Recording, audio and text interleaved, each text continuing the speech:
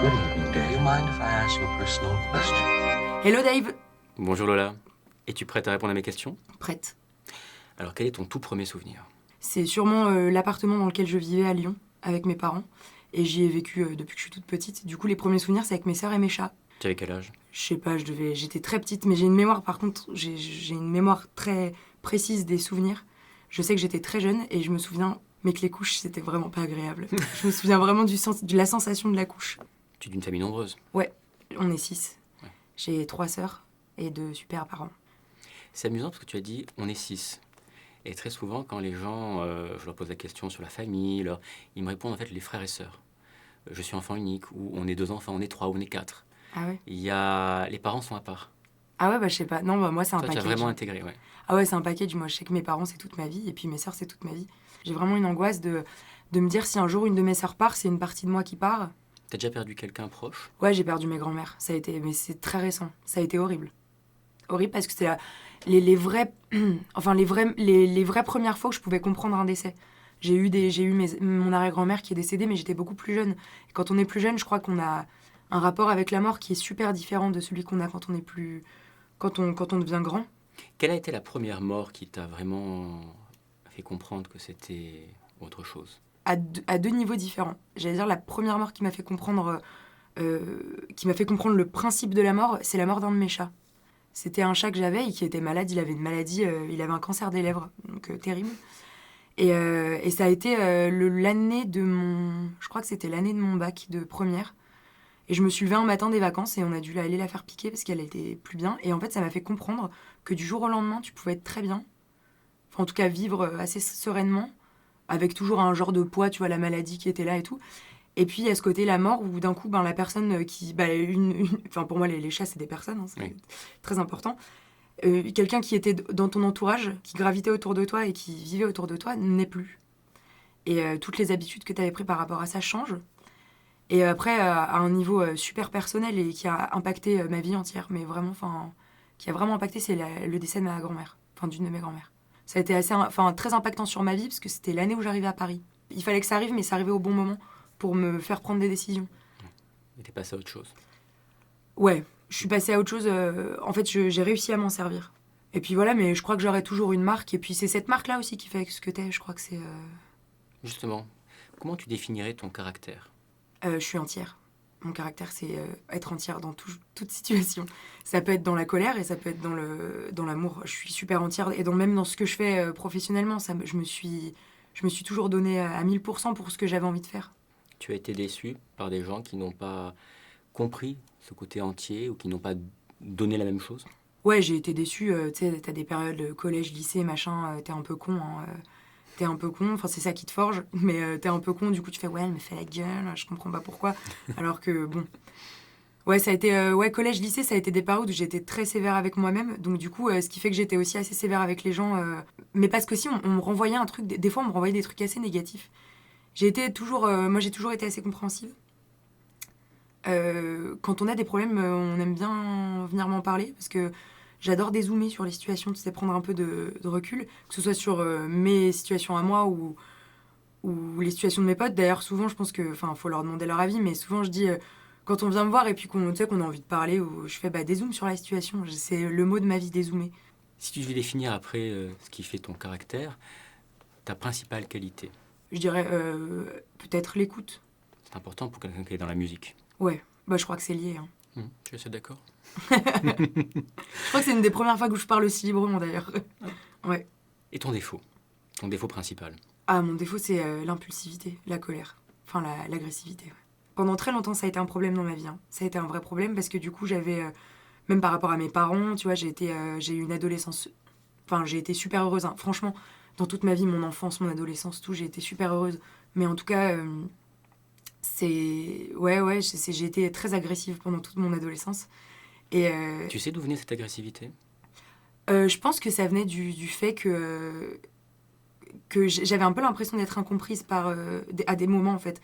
Ma frayeur dans la vie, c'est qu'on ne me comprenne pas. Mais qu'on ne me comprenne pas dans ce que je suis, mais qu'on ne me comprenne pas dans ce que j'ai envie de transmettre. C'est pour ça que dans mes chansons, par exemple, je suis très claire dans ce que je dis. Et au début, dans mes chansons, je ne l'étais pas du tout, aux toutes premières chansons. Tout était vague. Et ouais, la frayeur de ma vie, c'est l'incompréhension. Donc du coup, quand on ne me comprend pas, je me mets pas vite en colère, mais en tout cas, au début, je me mettais vite en colère. Et maintenant, j'ai relativisé un peu ce problème. Dès qu'on crée quelque chose en art, on a envie effectivement d'être compris, que ce soit à travers un scénario, à travers un texte, les paroles d'une chanson. Ouais. N'empêche, chacun y verra et chacun se projettera Ouais, comme il veut. carrément. Et un message peut être mal compris. Qu'on ne me comprenne pas, ouais, c'est un peu c'est ma frayeur, quoi. J'aime pas ça. Il va falloir travailler dessus alors. Ouais, grave. Grave. Et, mais je me sens quand même depuis quelques années beaucoup plus calme parce que je crois que je fais ce que j'aime. Et dans ma vie, je suis super heureuse, quoi. Donc je crois que quand t'es heureux ou quand t'as sentiment de bonheur en permanence... Tu perds en agressivité. Oh, carrément. Si on dézoomait, comme tu disais, Ouais. comment tu te sens actuellement dans ta vie? Sans faux semblant, je suis super heureuse. En fait, c'est depuis... Donc comme j'ai parlé du décès de ma grand-mère qui a été un vrai déclic pour moi, je suis arrivée à Paris. À partir de Paris, il s'est passé des choses vraiment chouettes. J'ai rencontré des gens formidables, j'ai rencontré des gens moins formidables. Je suis très dans le ressenti et quand je sens pas quelque chose, même si ça pourrait paraître bien pour d'autres, et ben en fait, j'y vais pas. Donc ouais. Ton impression est souvent la bonne.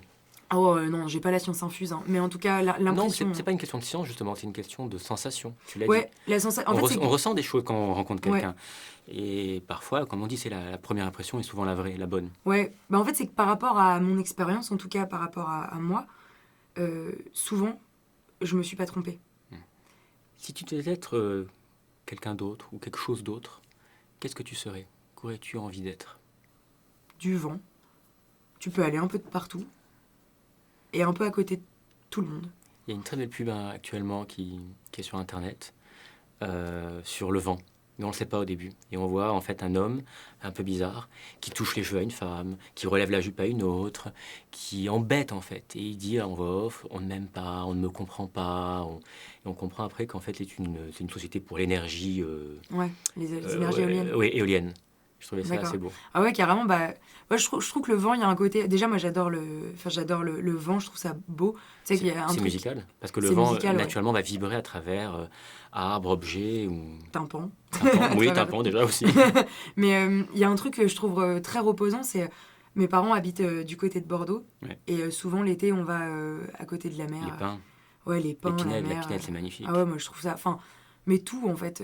Le bruit du vent dans n'importe quelle situation. Même le bruit, tu sais, du vent qui passe entre une porte et ça siffle un peu. Je trouve ça vachement cool. Et l'idée, dans le monde entier, la chose en commun qu'on ait, c'est peut-être ça.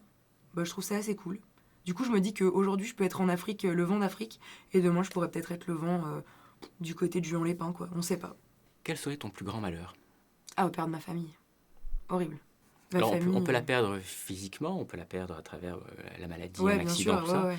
Mais on peut aussi la perdre, les gens peuvent être toujours vivants. Ouais, peuvent mais on les a s'éloigner. perdus, peuvent s'éloigner. Ouais, ce qui serait dans mon cas, enfin après on sait pas ce que réserve la vie, mais ce qui serait dans mon cas un peu bizarre. Quand mes parents sentent pas un de nos potes ou un de nos copains, un de nos mecs ou quoi, ils nous le disent. Mais genre de la manière la plus brute possible. C'est-à-dire ils vont faire waouh, je le sens pas trop. Mais tu sais, en mode très gentil. Du coup, tu peux pas lui. Toi ça t'énerve. Tu fais franchement, mais non, mais c'est pas possible. Si moi je le sens bien, c'est que c'est bon. Et en fait, tu te rends compte après qu'ils Ils avaient raison. Putain. Et ça, t'es genre, mais fuck. C'est trop énervant, quoi. Avec mes sœurs, on s'engueule beaucoup, mais c'est mignon, c'est jamais longtemps non plus. Elles sont toutes plus grandes. Du coup, elles ont un instinct de protection un peu avec moi. Et moi, je l'ai encore plus avec elles, parce que qu'on touche à mes sœurs, mais moi, enfin, ça me rendrait malade. Ah, J'espère que vous allez garder ça, honnêtement. Ouais, Parce j'espère que aussi, c'est un truc... Moi, j'avais au niveau de ma famille un rapport aussi très fusionnel. Ouais. Je l'ai toujours avec certains membres, mais je l'ai perdu en tous les cas. Avec une personne, avec ma sœur. Ouais. Et c'est vrai que ça a été pareil. Tu m'aurais dit il y a quelques années, tu ne lui parleras plus, tu ne la verras plus. Je t'aurais rayonné. Je dis, c'est impossible. Ouais, c'est ça. Et du coup, c'est J'aurais vrai que... vraiment été dans la bouche. Je t'aurais dit, mais c'est la dernière chose qui aurait pu arriver. Bah ouais, c'est pour ça, tu vois, quand tu me dis, il y a ce côté plus l'avoir physiquement, et ça peut arriver comme ça, en fait, c'est de la même manière, c'est comme une mort. Ouais, c'est un genre de mort. Après, ce qu'il y a à relativiser, c'est que dans le cas dans lequel t'es, je me dis qu'à un moment, peut-être... Oui, mais justement, il y a des situations où parfois tu te dis, c'est sans retour. Et moi, je trouve que ce côté, il y a ce côté fataliste que j'ai jamais trop. Donc c'est mon côté un peu relou. J'espère que tu ne l'auras pas. Ouais, bah non, mais c'est mon côté, tu vois, dans la vie, je sais pas si je suis positive, mais en tout cas, je suis pas fataliste. C'est-à-dire s'il y a une situation, tu vois, par exemple, je sais pas, demain tu perds 200 balles. Ça, c'est chiant, tu vois. Mais bon, l'argent, c'est l'argent, mais tu perds 200 balles ou il y a quelqu'un que tu perds en amitié ou quoi. Je me dis jamais, putain, c'est vraiment dommage, on a vécu des trucs super. Alors, c'est sûr, hein, c'est super. Je suis pas comme ça, quoi. C'est bien. C'était le moment, en fait. Ouais, en fait, si tu veux, il y a un côté où tu marques un instant. C'est ce que tu disais aussi, on est prêt ou pas prêt à des relations. Et Exact. il y a aussi, parfois, on est prêt à la fin d'une relation. Ouais. C'est terminé. Ouais. Et c'est pour ça, je trouve que, tu vois, dans la situation dans laquelle tu me parles, il faut toujours garder un minimum d'espoir, sans que ce soit nocif pour toi, parce que l'espoir, à force de trop le nourrir, C'est toxique après, c'est ouais. toxique. Mais si tu nourris juste une goutte d'espoir dans ce côté un peu, je crois que peut-être que tu l'apprendras d'une autre manière. Mais après, voilà, je suis pas psy, tu vois, je suis pas... J'y ai pensé. C'est cool. As-tu des rituels? Oh putain, ouais, je suis remplie de toc. C'est terrible. Dis-moi. En fait, j'aime pas me coucher. C'est un truc, ça me gonfle. Je déteste... Enfin, j'adore dormir, mais je déteste dormir en même temps. C'est quoi? C'est une perte de temps? Ouais. Ouais, c'est vrai. Ah ouais, je trouve que tu vois... Bon, autant... Wax m'avait répondu j'adore dormir, mais j'aimerais dormir que par plaisir. Ouais. Si parfois je pouvais Oui. effacer 200, 300 heures sans dormir, ça serait ouais. génial. Pareil, je trouve que dormir, c'est un truc où j'ai l'impression qu'on se complaît un peu dans la fatigue. Le truc horrible. Non, mais c'est qu'on a besoin de dormir. Ouais. Ça, c'est un vrai besoin. Et en fait, je me tiens juste à mes besoins naturels en termes de dodo, quoi. Qui sont 12 heures par jour, donc non. Ouais, mais non, moi, je dors... tu vois, enfin... Tu dors beaucoup? Ah non, je suis... Hier, je crois que je me suis endormie vers 5h Du matin? du matin, ouais. Ah ouais. C'est-à-dire aujourd'hui, en fait. Ouais, je me suis couchée ce matin. Ah. Parce que en fait, j'attends la fatigue. Mhm. Mais la fatigue vient vers 23h30 minuit et ça me saoule de me dire de m'endormir vers... Attends, c'est la meilleure fatigue, tu sais, celle-là. Ouais, je sais. Et si tu respectes cette fatigue-là, tu te lèves super tôt et t'as appris une journée, mais de dingue. Grave. Mais j'ai un vrai problème de sommeil, mais ça depuis ça fait... Je crois que c'est au lycée, ça a commencé au lycée. J'étais pas bien, je devais pas être bien. Et le matin, c'était très dur pour me lever. Le soir, c'était très dur pour me coucher. Du coup, j'avais développé un truc où ma mère, à chaque fois, elle me disait « Mais putain, mais tu mets 4 heures pour aller te coucher, quoi. » Donc, je sais pas, je restais devant la glace, je me brossais les dents pendant plus de 3 minutes. Ça, c'était sûr que j'avais très bonne dentition. Je m'épilais les sourcils, voilà. Enfin, tu sais, je faisais tout, mais alors tout pour ne pas dormir. J'écoutais les radios libres, super nul. C'était vraiment un truc, je m'endormais avec les radios libres pour entendre quelqu'un parler. Ce que tu aimes le plus faire? Chanter. Ouais, sans hésitation. Chanter, ouais, je trouve ça chouette. C'est un moyen d'expression que je trouve vraiment cool. En fait, beaucoup... Enfin, moi, il y a des choses quand je chante, que j'arriverais pas à dire. C'est le décalage où on peut dire des émotions très fortes, Ouais. où la timidité s'efface. Ouais, puis c'est ce qui m'a aussi permis de me révéler... Enfin, moi, de me révéler, j'entends... je me sens jamais aussi complète que quand je chante. C'est un truc... c'est mon moyen d'expression, quoi. Il y a des trucs que j'oserais jamais dire aux gens.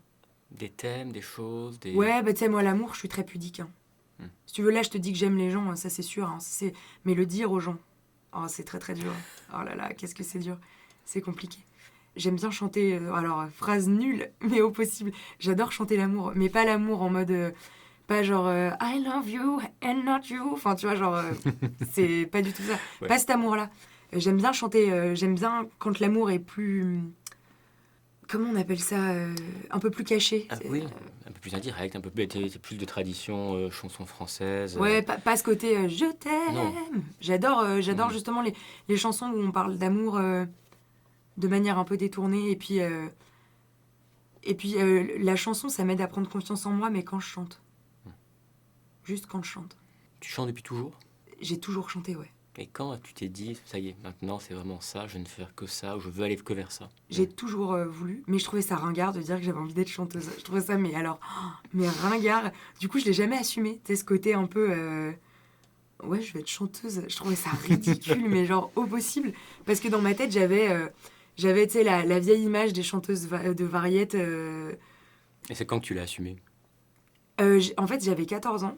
Et j'étais au lycée, au collège-lycée, je sais pas exactement quel âge on a, enfin à 14 ans. C'est la fin du collège, je crois. Ouais, voilà, fin de collège, je devais être en 3e à peu près, 3e, 4e. Et un jour, on m'a appelée dans la région, j'avais fait des petites scènes ouvertes avec ma maison des jeunes, la maison des jeunes dans la ville de la ville de laquelle j'habitais. Ça s'appelle Issoire, c'est une ville de 17 000 habitants. Et en gros, j'allais à la maison des jeunes parce que j'étais arrivée il y a pas très très longtemps. Je suis arrivée là-bas, j'ai beaucoup déménagé. Je suis arrivée là-bas en 4e. Et en gros, mes parents m'ont dit peut-être que pour te faire des potes, faut que tu ailles à la maison des jeunes. J'aime pas me dire qu'il faut que je me crée des amis. Je suis pas en besoin ni en demande. C'est un truc... je pense que tu t'auto-suffis pas, mais en tout cas, il y a des moments où c'est bien d'être tout seul. Donc, bref, à mon déménagement, je suis allée à la maison des jeunes. Ils m'ont fait faire des scènes, et de ces scènes-là, on a débouché des scènes dans des bars à Clermont-Ferrand, juste à côté. Et je me suis dit que, en fait, dans les bars où j'allais, il y avait 10 personnes. Donc, personnes, mais qui n'étaient absolument pas là pour écouter de la musique. Et j'avais 14 ans, il y avait mes parents qui étaient là, du coup, qui me suivaient. Mais mes sœurs et mes parents m'ont toujours suivie. Et les gens n'écoutaient pas, en fait, les gens qui passaient avant n'écoutaient pas, personne n'écoutait.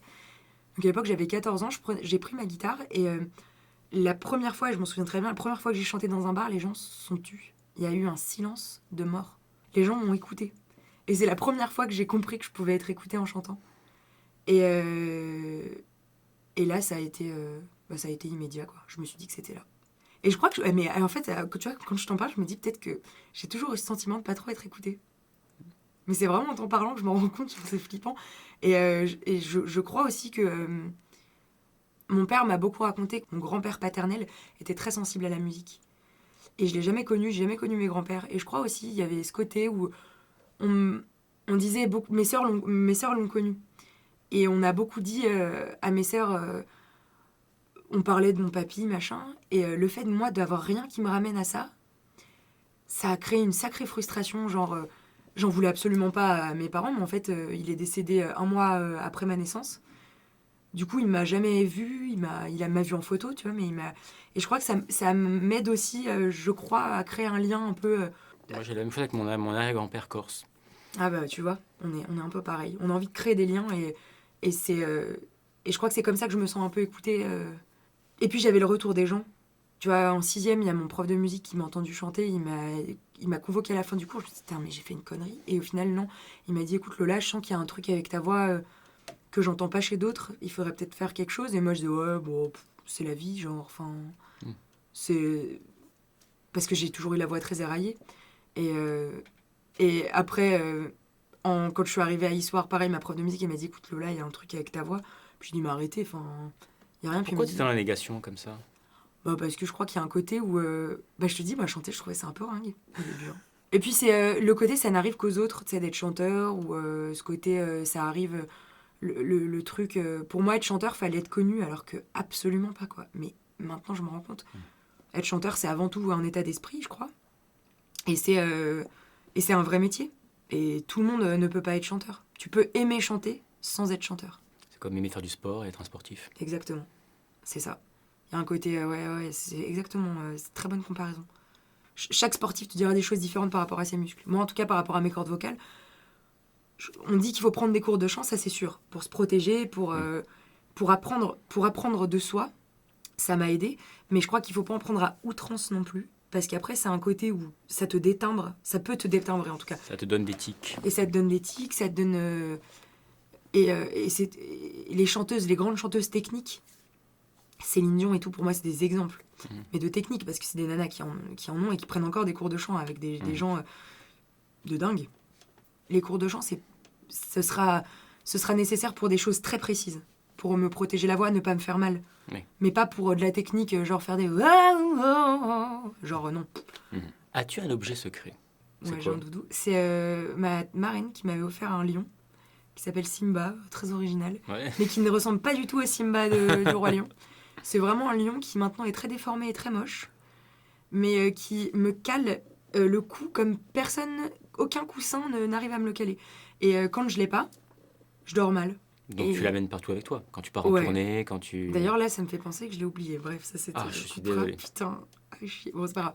Mais ouais, je l'emmène de partout. Je l'emmène de partout. Oui, il est petit, hein, il est comme ça, tu vois, il est mignon. Ouais. Il prend pas de place. C'est une peluche. C'est une peluche, ouais, c'est une peluche. Et après, en objet fétiche, j'ai eu pendant un long moment... En fait, ma grand-mère faisait beaucoup des petites pochettes en tricot, des petites... elle adorait nous faire des pochettes. Et j'ai gardé d'elle une petite pochette dans laquelle j'avais mis... alors, je suis pas du tout religion, je m'en fous complètement. Mais j'ai gardé un chapelet. Je sais pas, à ce moment-là, j'ai eu envie de cet objet. Je l'ai pris, je l'ai acheté. Et en fait, dans cette pochette-là, j'ai mis j'ai mis un mot que quelqu'un m'avait écrit, dans lequel il m'a marqué « Je crois en toi », machin. Je trouvais ça vachement cool. Ce truc de « je te connais pas, mais on me parle de toi et je sens que t'es quelqu'un de plutôt bien ». Ça me renvoyait une image de moi que j'aimais bien. Du coup, je l'ai mis dedans. J'ai mis une pierre aussi dedans, qui symbolisait un peu pour moi la famille et tout. Et j'ai une de mes profs de français qui m'a beaucoup aidée à ce moment-là, dans la confiance en moi et puis dans le regard des autres par rapport à cette expérience-là, m'a donné une petite tortue en perles que j'avais mis dedans aussi. Et pendant Incroyable Talent, je l'avais tout le temps avec moi. Et pendant mes scènes très importantes, je l'avais. Et ce petit pochon te donnait une vraie force. Ouais, c'est marrant. Hein. Comme quoi, en fait, je mettais mes peurs dedans, je crois. Pour exorciser. Et je crois que ça m'aidait un peu à exorciser le truc. Elles viennent d'où tes angoisses? J'ai très peur de perdre des choses. J'ai très peur d'être perdue. Et j'ai peur de l'inconnu un peu. D'être perdu? Ouais. J'ai peur d'être paumée. Ah. Ouais. Il y a une part en moi que je connais peut-être sûrement pas, mais parce que je le réserve pour plus tard. Je trouve que trop de se connaître, c'est chiant, il y a aucune surprise. Et tu as peur de perdre de ta créativité peut-être en te Ah ouais, connaissant trop? Ouais, carrément. Ça, c'est un truc hyper angoissant. Hein. J'ai une copine metteur en scène de théâtre avec qui on avait fait nos études ensemble à la Ouais. FEMIS. Elle m'avait dit « Oh, en fait, j'ai compris après 3 ans de psychanalyse que j'étais juste malade comme la plupart des artistes. » Ouais. Après, moi, je sais pas si. Elle blaguait. Mais ouais. On avait Mais mis- je en fait, elle, comprends, elle- je elle avait comprends mis qu'il y le ait ce point sur côté, certaines névros, certaines choses. Mais en même temps, regarde Woody Allen, des Mais- années et mais- des années. Et c'est ça. Et au contraire, ça nourrit et ça n'empêche pas. Ça nourrit. Et puis, si tu veux, je crois que l'homme, j'allais dire en tant que tel, homme, femme, n'importe qui, mais Mhm. l'homme en L'être tant humain, que oui. l'être humain, voilà, est névrosé. Bah, le fait d'être dans la vie et C'est d'avoir ça. des expériences te névrose. C'est ça, parce que qu'il t'arrive du bien ou du mal, il t'arrive des trucs. Et quand t'es jamais vraiment préparé à ça. Oui, mais tu as peur, tu m'as dit quand même, j'ai peur de l'inconnu, j'ai peur de me Ouais. perdre. Tu sais, un artiste doit aussi se mettre dans l'inconfort. Ah bah oui. Et bah moi, tu vois, c'est dans le doute où je trouve le meilleur des... Où tu trouves... En fait, c'est dans le doute où tu trouves ton confort. Et parfois, faudra encore plus peut-être se perdre dans les années à venir. Ouais, peut-être. Ouais, il faut peut-être y songer. Mais peut-être qu'on y arrive plus quand on a déjà bâti une carrière, qu'on a déjà des choses et qu'on se dit, bon, bah là, je veux vraiment passer à autre chose et Ouais, allons-y, tentons. c'est ça. Mais bah, jusqu'à présent, le fait d'avoir peur, ça m'avait freiné. Et depuis 3 ans, ça m'aide. Parce que je suis dans un doute positif, Constructif. constructif, ouais. Y a-t-il une époque à laquelle tu aurais aimé vivre? J'aurais bien aimé vivre à l'époque un peu médiévale. Game of Thrones, tout ça, genre, ça me ferait bien rire parce que j'aurais bien aimé voir si mon instinct de survie... Oui, t'aurais Était permis cool. de survivre. Ouais. Mais tu aurais été qui à cette époque? Eh ben, j'aurais été ce que la vie m'aurait dit d'être. Tu vois, je sais pas du tout. Parce que c'est une époque qui était violente. Ah ouais, c'est super violent comme époque. Selon ton statut. Et c'est une c'était- époque où les gens, de toute manière, de n'importe d'où ils viennent, ils puent. C'est un truc assez... c'est assez fondateur, c'est de l'époque, on sait que ça pue, quoi, à l'époque médiévale. Du coup, il y a un truc, un pied d'égalité. Mhm. Et sinon, en époque, j'aurais bien aimé Gatsby aussi, tu sais, l'époque un peu les Ah années oui. folles, tout ça. Tu sais, de fumer les... Je fume pas du tout, mais de fumer des cigarettes Ça avec serait les... bien allé en plus au niveau esthétique, je trouve. Ouais, Ouais. je me serais bien sentie là-bas, je Ouais, pense. tout à fait. Mais Dans pas les- forcément par les robes, parce que les robes, je suis pas du tout à l'aise en robe. C'était un peu les fils de fer qui étaient la mode des. Exactement, ouais, moi je suis anti-fil de fer. Je suis... Enfin, anti ça, non. Je suis pas contre les nanas qui le Mhm. sont, je suis contre la société qui nous dit de l'être. Ouais. C'est l'instant révolution. Ouais, non, je suis... J'ai pas envie qu'on croie qu'être belle, c'est être très mince. Il y a des filles très très belles, très minces, ça c'est sûr. Hein. Il y a des filles Mais qui super jolies. le sont naturellement. Mais qui le sont parce C'est qu'elles leur ont un morphologie. visage vachement beau. Et puis il y a des filles, voilà, c'est leur morphologie. Je crois qu'on a la morphologie. Enfin, je crois qu'on est beau quand on accepte sa morphologie. Hmm. Et moi, j'ai encore du chemin à faire. Parce que j'accepte pas le... Dans l'acceptation. Ouais, grave. Ah ouais, ouais. Tu sens une pression, tu la sens encore, tu Ouais, l'as carrément. senti? En fait, moi, collège, lycée, ça a été un peu compliqué par rapport à ça. Parce que j'ai jamais eu de... J'ai été très amoureuse de plein de garçons qui ne l'étaient absolument pas. Parce que j'étais la bonne copine. Puisque j'ai toujours beaucoup rigolé. Et en fait, j'ai toujours été très pudique. Je suis très, très La pudique. confidente qui est géniale, qui est Voilà. drôle. Et... Ouais. Et vu que dans le pudique, le moment où j'ai un peu à me dévoiler, je rigole. mais je rigole, je fais des blagues nulles. Je tiens à le préciser. J'ai pas eu beaucoup de succès quand j'étais plus jeune. Et puis j'étais pas très jolie, hein, il faut l'admettre. Il y a un moment où on va pas se mentir. L'adolescence, c'est pas terrible aussi. Non, non. Mais en fait, c'est une période d'essai, l'adolescence. Ouais. Pour moi, c'est comme quand tu vas en CDI, t'as une période d'essai. Ouais, c'est un CDD, c'est Voilà. ça. Ouais. L'adolescence, c'est un genre de CDD. Moi, je l'ai apprivoisé comme ça, mais maintenant, hein. Genre, je dis ça, mais je l'ai relativisé de ouf. Hein. À l'époque, j'étais absolument pas en mode ouais, c'est un CDD de toute façon. Non, j'étais dans mon époque, c'est naze. Et ouais, il y a eu des gens très sévères avec moi. Mais Ces toujours... gens, c'était les amis, enfin, c'était les gens de ton âge à l'école ou c'était Ouais. aussi extérieur? En fait, le désavantage que j'ai eu, c'est que j'ai beaucoup déménagé. C'est un avantage, Mhm. un désavantage. C'est que du coup, j'ai dû très vite me refaire des potes et tout. C'était la nouvelle à chaque fois. Ouais. Mais la nouvelle qui rigolait, donc en fait, on l'aimait bien. Ouais. On m'a jamais détesté. J'ai jamais été la nana qu'on Oui, mais détestait. il vraiment. fallait être social tout de suite. C'est ça, j'étais dans le truc immédiat, Mhm. quoi. Il fallait que ça avance. Et Mais j'ai- tu ne pouvais pas construire au fil des années, au fond, des amitiés, des choses c'est ça. longues. Je garde très peu d'amis. Hein. Je garde très peu d'amis. Je garde les bases. J'ai 1 à 2 amis que je garde de mes premières années de Lyon, Oui. Villeurbanne, où j'ai habité. C'est des amis qui habitaient dans le même immeuble que moi et j'ai toujours contact avec elles. Donc voilà. Et après, de mon passage à Angers, je garde 3-4 personnes. Et 10 soirs, je garde très peu de monde. Je garde 2, 3, 4 personnes. Allez, C'est déjà pas mal, tu sais. c'est pas mal, mais je les garde de loin. C'est-à-dire Oui. que bon, j'ai ma meilleure pote que je garde, on s'appelle tous les jours. On garde vraiment contact. Mon meilleur pote aussi habite là-bas. Parce que c'est des gens qui m'ont connu et qui m'ont aidé. Enfin, mon meilleur pote Antoine, il m'a, sans le vouloir, il m'a été d'une grande aide. On était tous les deux, en fait, on nous prenait pour des frères et sœurs. Et on s'est jamais posé la question de est-ce qu'on était amoureux de l'un de l'autre ou pas. Jamais. Peut-être qu'en fait, on se l'est dit une fois. Moi, je me suis posé, je pense, la question au début. Et lui, il se l'est posé la question quand moi, je me la posais plus. Donc, tu vois, il y a ce côté un peu d'instant où on s'est loupé, mais tant mieux, quoi. Parce que l'angoisse, les gens, en tout cas, ont toujours été sympas avec moi, mais dans le jugement. Par rapport à mon D'accord. physique. Ouais. Toujours. En fait, puisqu'on pouvait pas m'attaquer, je sais pas pourquoi, sur autre chose, j'ai jamais été très débile, je crois, en tout cas. Intelligente. J'ai toujours eu une vive, réflexion. Et forte, t'as un caractère qui est fort. J'ai un caractère fort, ouais. Et en fait, j'avais beaucoup de réparties. C'est ce qui a aiguisé ma répartie au fur et à mesure des années. C'est le fait de me dire qu'en fait, je comprenais pas pourquoi ils me laissaient pas exister. Juste, tu vois, Ouais. il y a ce truc où, tu vois, maintenant j'ai des filles plus jeunes, des enfants, même pas des enfants, hein, des nanas de mon âge qui m'envoient des messages en mode, ouais, on me critique et on me dit, je suis grosse ou je suis pas comme ci, je suis pas comme ça, mais en fait, enfin, juste l'important, mais le plus important, c'est de s'écouter soi, quoi. Bien sûr. Si toi, t'es raccord avec ce que t'es, les gens, ils peuvent pas te le reprocher. Hein.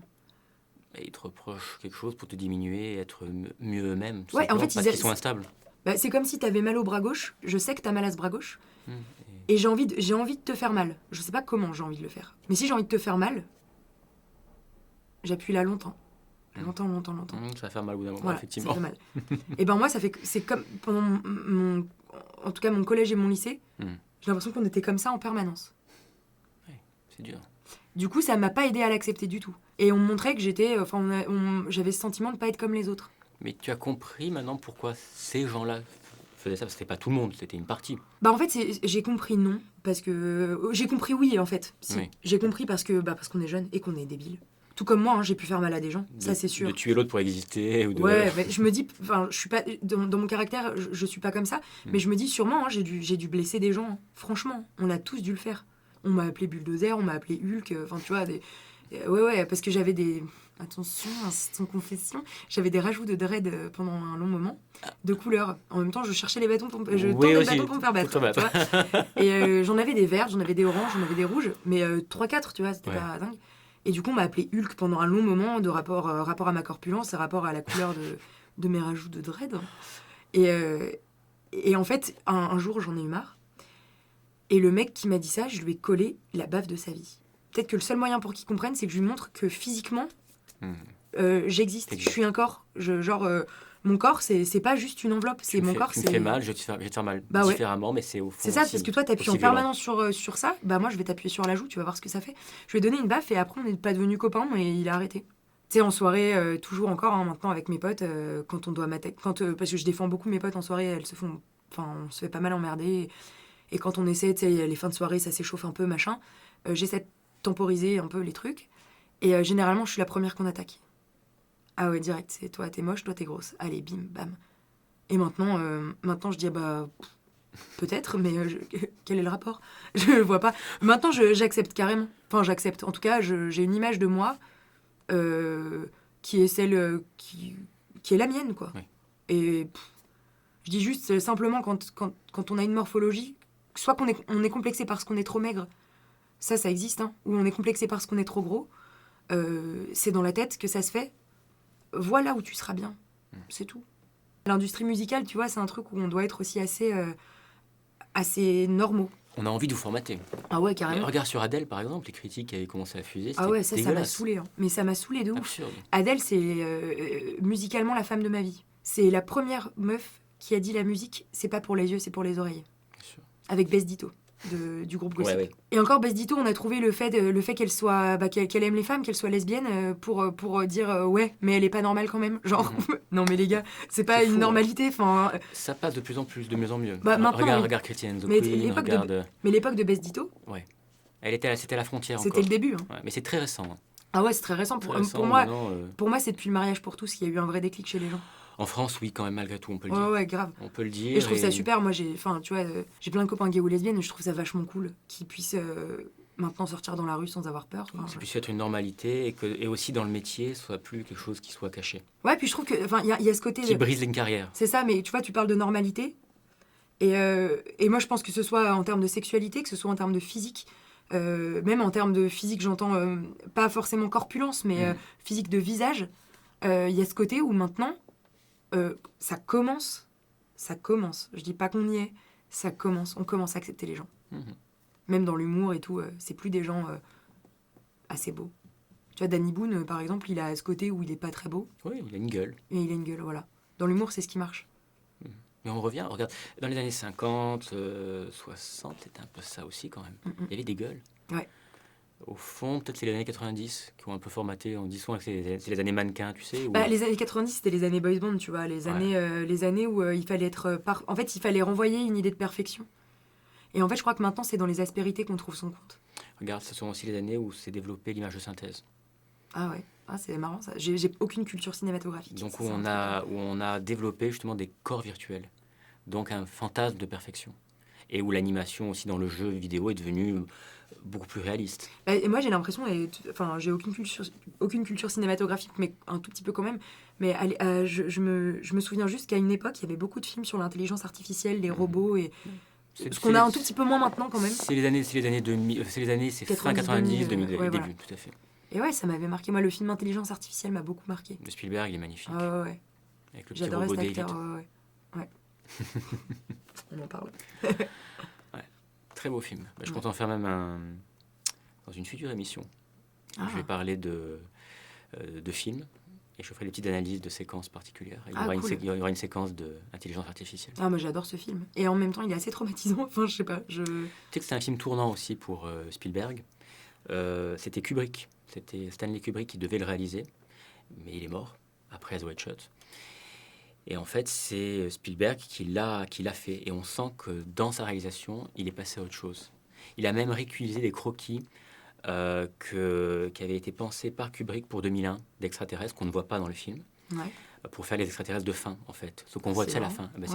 C'est des développements qu'on fait à la fin des années 60 par Kubrick. Ah ouais. Et aussi, autre chose qui montre que c'est un film de transition pour Spielberg, c'est que c'est au fond un film assez pessimiste. Parce qu'à la fin, regarde, il devient humain. C'est Pinocchio, c'est l'histoire de Pinocchio. Ouais. Mais il devient humain. Qu'est-ce qui fait son humanité? C'est d'accepter le leur. C'est d'accepter qu'il puisse avoir sa mère pour un jour. Mais c'est une reconstitution. J'ai jamais eu une analyse aussi poussée de ce film-là. Mais c'est vrai que moi, le cinéma, ça m'intéresse beaucoup. Mais j'ai pas trop de culture par rapport à ça. Il faut pas en avoir une culture, il faut être curieux. Mais cinéma et musique sont extrêmement liés. Ouais. Par contre, au niveau culture musicale, je pense qu'on peut, pour moi, on peut pas être très très compétent si on n'a pas trop de culture de son. C'est comme un peintre qui connaît pas les autres peintres. Oui, bien sûr. Un sculpteur qui connaîtrait pas ce qu'on a fait avant. Il faut connaître, mais Pas s'en imiter, inspirer, ouais. mais pas Ouais, imiter. tout à fait. Exactement. C'est le système. L'imitation, c'est la pire des choses. J'ai peur qu'un jour on me dise tu fais comme. Oh Tu non. fais comme non. Oh non. Je m'inspire d'eux, mais je ne fais pas comme. Tu seras nourri. Tu seras nourri d'eux. Pour revenir encore au cinéma, justement, à Spielberg, il travaille beaucoup avec John Williams. Et John Williams, c'est quelqu'un qui s'est inspiré d'une multitude de compositeurs classiques. Tu trouves du Stravinsky, tu trouves du Bartók, tu trouves du Beethoven. Des fragments qui sont entre... Ouais, c'est ça, mais c'est comme... on parle beaucoup en ce moment de tout ce qui est plagiat. Oui, oui. Moi, je prends même pas position dessus parce que le plagiat, tu le fais, en fait, c'est juste un choix. Enfin, si tu veux, tu peux pas te mettre dans la tête des gens. Mais parfois, t'es même pas dans le plagiat. C'est juste dans une harmonie qui est proche. C'est ça. Et là, en l'occurrence, on a tellement composé. Il y a tellement de choses qui ont été faites qu'il y a un moment où c'est obligé d'être inspiré. Après, il y a des gens, effectivement, tu sens que c'est exactement la même chose. Mais après, il y a des inspirations qu'il faut prendre comme des hommages plus que comme des plagiats. Ouais. Tu vois, par exemple, le générique de Star Wars, c'est une chanson de musique classique à la base. Je sais, voilà. complètement. Donc, c'est les planètes de Holst. Ah ouais, et pour moi, ça, je le prends pas comme un plagiat. Et c'est aussi, en fait, c'est du classique, mais c'est aussi une musique de film des années 40-50. Ouais, donc tu vois... C'est plein de choses. On appelle ça aussi le palimpseste. Le palimpseste, c'était le fait d'écrire sur du papier ce que l'on avait déjà écrit et effacé. Et il y a un texte en dessous. Tu penses l'ignorer. Ouais. Il est quand même là. Bah ouais. C'est comme quand tu faisais un tableau sur un autre tableau. En l'effaçant, tu as été contaminé au fond par l'idée de l'ancien tableau. Bah, c'est comme les gens qui font un tatouage et puis qui, au fur et à mesure, le recouvrent. Tout à fait, le recouvrent. Et peuvent le modifier, tout à fait, bien sûr. Exactement. Bah, c'est le rapport aussi aux autres. Tu te nourris des autres. Bah, pour moi, c'est comme je l'ai dit au tout début, l'autre est vachement important. Puis la seule chose qui m'a vraiment intéressée en philo, c'est quand on parlait d'autrui. C'est le regard des autres et ce que t'en fais et comment tu l'interprètes, c'est hyper important. Souvent en philosophie, l'homme est un loup pour l'homme, ou autrui est danger, est mort. Il y a, je saurais pas te dire qui, mais en tout cas, je sais que moi, ce que j'ai retenu de ces passages de philo, c'est que... Enfin, tu vois, il y avait on a fait une expérience humaine. Enfin, il y a un gamin qui avait été, qui a grandi avec les loups, qui a grandi dans l'enfant loup, voilà, exactement. Et il montre qu'au contact des loups, tu deviens un loup. Au contact des hommes, tu deviens un homme dans les codes. Et après, libre à toi, en fonction de qui tu côtoies, de devenir qui t'es. Bien sûr. Et je reste persuadée, tu vois, c'est comme... Mais d'où l'importance quand même aussi de l'enfance. De l'environnement et de l'enfance, ça c'est clair. Mais regarde, tu sais, tout ce qui est terrorisme et machin, voilà. tous les trucs comme ça, c'est pas des gens à la base qui étaient foncièrement mauvais. Enfin, c'est des gens qui ont pu grandir n'importe où et qui à un moment ont eu une faiblesse. Et dans cette faiblesse, on les a... La mauvaise rencontre. Parce que c'est un mal très ordinaire, en fait. On veut justement diaboliser, donner le grand diable, dire ce sont des fous, ce sont des gens qui ne sont pas nous. Un peu comme pour les nazis, tu vois. C'est les nazis, c'est pas des gens humains, c'est pas des gens... Ça me fait toujours penser à Hannah Arendt. Moi, j'adore cette philosophe, pour moi, c'est un modèle. Et elle a toujours défendu, justement... elle s'est fait même parfois... bannir quasiment de sa communauté, ou quand il y avait eu le procès d'Eichmann en Israël, on avait dit mais comment vous pouvez dire que c'est quelqu'un d'ordinaire? Ça a été un des plus grands piliers de l'extermination juive, du fascisme allemand. Elle a dit, et en fait elle démontrait à quel point cet homme était ordinaire. Au fond, comment le mal était ordinaire. Ouais, c'est ça. En fait, c'est 2-3 éléments dans sa vie qui font qu'il bascule. Tu bascules et... la seule chose qui me dépasse... Bon, il y a beaucoup de choses qui me dépassent dans la société actuelle. Il y a beaucoup de choses, notamment, moi, c'est la société de l'image, qui, moi, laquelle j'aurais toujours... La tyrannie de l'image. Ouais, voilà, exactement. J'aurais toujours... Ce qui est assez, d'ailleurs, bizarre, c'est que je fais des vidéos. Donc, bon, je ne me comprendrai toujours pas là-dessus. Mais en tout cas, la société de l'image m'agace au plus haut point. Il y a beaucoup de choses qui m'énervent. Mais ce qui me rend malade, c'est à quel point l'autre peut aussi te nuire. Et la connerie, quoi, peut te nuire. C'est... Pour les gens qui sont pas prêts, c'est horrible. Putain, c'est horrible. Oui, et c'est dangereux parce que YouTube, il y a beaucoup de gens qui sont pas prêts, qui sont trop jeunes et qui peuvent être massacrés. Ouais. Ah ouais. Je suis assez d'accord. Parce que tu fais quelque chose, tu n'as pas la conscience de la portée. Ça a une portée d'un coup mondiale, énorme, gigantesque. Ouais. Une vidéo virale, et puis tu peux être détruit complètement. Oh là là, ouais, moi ça me... Ouais. Puis alors, moi, ce qui m'énerve encore plus, c'est le regard des autres sur ce travail-là, justement. À quel moment tu te dis, tiens, je vais mettre un commentaire et dire que c'est de la vieille merde. Et en plus, mais c'est encore que tu donnes un avis constructif sur les choses, mais que tu sois foncièrement méchant, que ça parte absolument pas d'un bon sentiment. Alors je dis pas, je vis pas dans un monde de bisounours. Moi, il y a des trucs que j'aime pas, des trucs que j'aime. Mais juste sur YouTube, il faut arrêter Mais pourquoi parler des choses qu'on le n'aime pas, bashing. Mais ouais, mais tout simplement. pourquoi apporter de l'intérêt? Tu vois, moi, par exemple, y a des trucs que j'aime pas. Enfin, je vais pas, par exemple, je vais pas parler du chèvre chaud. Je n'aime pas le chèvre chaud. Je ne vais pas faire un commentaire sur le chèvre chaud. Tu vois, c'est un truc, quand t'aimes pas, mais vire ça de ta vie, c'est tout. Parce que ta vie est remplie et que tu es équilibré et que tu préfères te concentrer sur les belles choses. Ouais, bah grave. Et en fait, je me dis vie. juste, je trouve ça super triste. C'est le mot, c'est triste. Ouais. Et en fait, ce qui me fait plaisir dans un sens, c'est que sur mes vidéos, en tout cas pour l'instant, et Inch'Allah, ce qui arrivera plus tard, mais j'ai pas de commentaires méchants. Mais méchants, genre vénère, quoi. Là, j'ai eu tête à 2-3, ah, elle est grosse. On dirait Valérie Damido, parce que je prends pour un compliment, parce qu'elle est vachement jolie. Mais dans le fond, et puis dans le fond, s'il y en avait, tu vois, ben c'est juste que mon travail te plaît pas à un instant T, et c'est juste la vie, en fait. Et tant pis pour toi. Mais grave. Grave. Mais à quel moment tu te sens supérieur à moi pour dire, là, ce que tu fais, là, ce que tu fais, c'est de la merde. Le bras gauche. Voilà, le bras gauche, toujours. Le don de la nature que tu aimerais avoir. La voix, tu l'as déjà. C'est vrai. C'est un don. Après, t'as dit que c'est du travail, c'est plein de Ouais, choses. c'est sûr, ouais, La sûrement. personnalité, mais la voix, tu l'as. Le don que j'aimerais avoir. Un autre don. Savoir parler beaucoup de langues. Ah oui, être polyglotte. Ah ouais, grave, être Avoir une polyglotte, facilité c'est... comme ça. Ah ouais, carrément. Carrément, ça me plairait vachement. Dire fuck à Babel. Non, c'est pas exactement, mais j'aimerais tellement comprendre et être comprise dans plein de langues. Ouais. As-tu un cauchemar récurrent? Ouais, perdre ma famille. Et tu le fais en cauchemar? Ouais. Et c'est toujours la même chose qui revient? C'est une Non, situation? j'ai pas de cauchemar récurrent. J'ai pas D'accord. ce truc. Ou de rêve récurrent, pour aussi avoir un beau rêve récurrent. Le côté un peu compliqué, c'est que j'ai pas d'endroit qui me ramène très nettement à mon enfance, puisque j'ai beaucoup déménagé. Mais les seuls endroits qui me ramènent vraiment à l'enfance, c'est les maisons de mes grands-mères. C'est pour ça que t'attaches à tes grands-mères. Et c'est pour ça que ça a été, en les perdant, un arrachement extrêmement violent. Ah ouais, carrément. C'était l'arrachement à l'enfance. Et on va citer tout à l'heure encore Spielberg et Intelligence Artificielle. Le thème principal de ces films, c'est l'arrachement à l'enfance. Bah ouais, et en fait, c'est juste, du coup, moi, les rêves que je fais, les rêves ou les cauchemars, c'est souvent dans ces périmètres. Dans ce périmètre, oui. Dans des endroits que je connais très très bien. Je me souviens il y a des cauchemars que j'ai fait vraiment fréquemment, c'est de voir ma grand-mère qui était assise, avant que mon autre grand-mère décède, c'est de voir une de mes grand-mères à la table, avec tout le monde. Qui était là, elle était là, elle me regardait, puis elle était là, elle regardait tout le monde. Personne ne la considérait. C'est-à-dire que personne ne la voyait. Et moi j'étais, ça va? Puis elle me répondait pas. Et puis je voyais tout le monde qui vivait autour d'elle, mais sans la voir. Et je disais, mais vous êtes malade, elle est là, genre, elle est là. Là, en tout cas, dans ce rêve-là, je sais que ce qui a compté beaucoup, c'est le fait qu'on m'écoute pas. Je déteste qu'on ne m'écoute pas. Écoutez-moi. C'est ça. Quel est ton plus grand moment de solitude? Première terminale, je ne saurais pas exactement vraiment quantifier le moment. J'ai juste eu ma pote Marine qui a été beaucoup présente, enfin vraiment très très très présente dans ma vie à ce moment-là. C'est grâce à ça qu'on est devenus très amis. Mais sinon, je me suis sentie très seule après Incroyable Talent, en fait. Je me suis sentie vraiment seule parce que les gens ont beaucoup jalousé. Voilà, c'est le moment de solitude qui a duré longtemps, trop longtemps. Parce que plus personne ne te regardait de la même manière. Ouais, en Donc, fait on voyait jalousie, Lola de la télé soit... alors que Lola de la télé Ouais. était passée 2 fois, quoi, faut pas abuser non plus. Ouais. Et du coup on disait que j'avais changé, que bidule, alors qu'évidemment ça change une expérience comme ça, j'avais 16 ans. Ça change, mais aussi le fait d'avoir vu, il y a aussi les ragots et le côté de... Puis le côté tu disais con avant et tu dis con après, ça a 2 sens différents. Hein. Pour les gens tu prends la grosse tête d'un coup.